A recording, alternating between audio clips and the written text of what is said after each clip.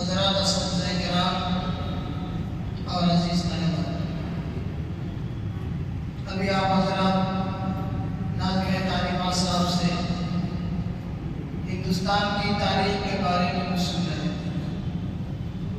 آج 15 اگست ہے، ہر سال یہ تاریخ آتی ہے۔ اس تاریخ میں ہندوستان میں جشن منایا جاتا ہے۔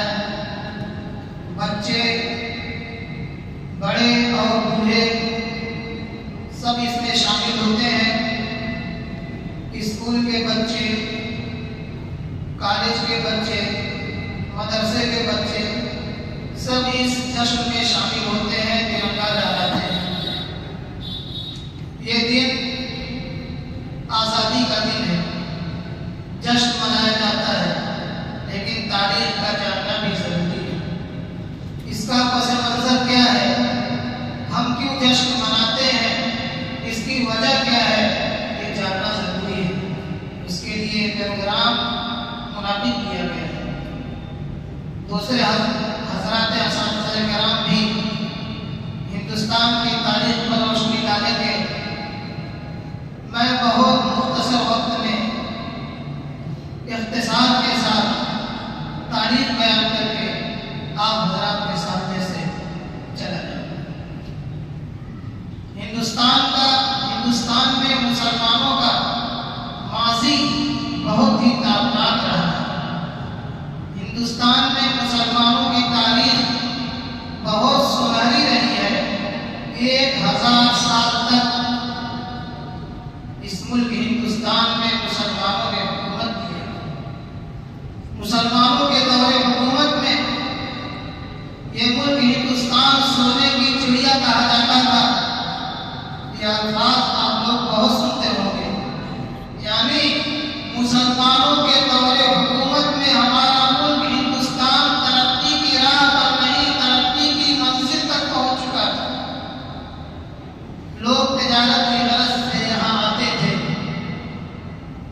1601 عیسوی میں انگریز ان کا جہاز یہاں آیا۔ 1498 عیسوی میں انگریز ہندوستان میں تجارت کی غرض سے آئے۔ جہانگیر کے دور حکومت میں 1601 عیسوی میں انگریز ہندوستان میں اپنے جہاز کے ساتھ یہاں آئے۔ جہانگیر نے انگریز کا استقبال کیا، لیکن جہانگیر کے لڑکے شاہ جہاں نے باضابطہ انگریزوں کو تجارت کی اجازت دی۔ سورت میں ان لوگوں نے اپنا مرکز بنایا، دوسری جگہوں پر شاہجہاں قائم کی۔ جب تک مغلیہ سلطنت میں اورنگزیب کا دور حکومت رہا، اورنگزیب عالمگیر رحمۃ اللہ علیہ کا دور حکومت رہا، اس وقت تک انگریز صرف تجارت کرتے رہے۔ تجارت کی آڑ میں جو ان کا مقصد تھا اس کے لیے تیاری بھی کرتے رہے، لیکن جب تک ان کا دور حکومت رہا انہیں ہمت نہیں۔ 1707 عیسوی میں جب انتقال ہو گیا تو انگریزوں نے قبضہ کرنا شروع کیا، بنگال پر قبضہ کرنا شروع کیا۔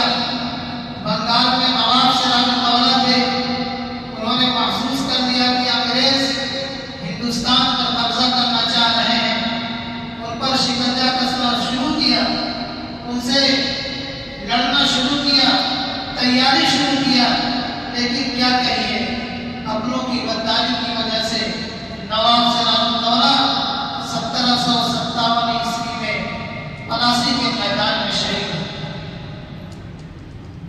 لیکن مسلمان رکے نہیں، تیاری کرتے رہے۔ مجنون شاہ نے شہادت دیا، ٹیپو سلطان کے والد حیدر علی نے لڑائی لڑی اور خود ٹیپو سلطان نے انگریزوں سے لڑائی لڑی۔ ٹیپو سلطان کا نام آپ لوگ بہت سنے ہوں گے، انگریز ان سے ڈرتے تھے، خوف کھاتے تھے۔ ٹیپو سلطان بہت ہی بہادر تھے، ان کا قول بہت مشہور ہے شیر کی ایک دن کی زندگی گیدڑ کی 100 سالہ زندگی سے بہتر ہے۔ شیر بہتر ہے جسے مہلت بروزہ ملی، یا وہ گیدڑ جسے بخشا گیا 100 سالہ خلود؟ گیدڑ 100 سال رہے اور شیر ایک دن زندہ رہے، تو شیر کی ایک دن کی زندگی گیدڑ کی 100 سالہ زندگی سے بہتر ہے۔ ٹیپو سلطان بھی اپنوں ہی کی غداری کی وجہ سے 1792 میں سرنگا پٹنم میں شہید ہوئے۔ ان کی شہادت کے بعد انگریز نے کہا اب یہ ملک ہمارا ہے، اس ملک پر قبضہ کرنے سے ہمیں کوئی روک نہیں سکتا۔ تو 1601 میں انگریزوں کا جہاز یہاں آیا۔ 1707 میں اورنگزیب عالمگیر رحمۃ اللہ علیہ کا انتقال ہوا۔ انگریزوں نے اپنا قدم بڑھانا شروع کیا۔ 1757 میں نواب سراج الدولہ شہید ہوئے۔ 1799 میں ٹیپو سلطان شہید ہوئے۔ انگریز آہستہ آہستہ مضبوط ہو گئے۔ 1803 عیسوی میں انگریز دہلی میں داخل ہو گئے۔ اس وقت کے بادشاہ شاہ عالم سے ان لوگوں نے معاہدہ کروایا کہ مخلوق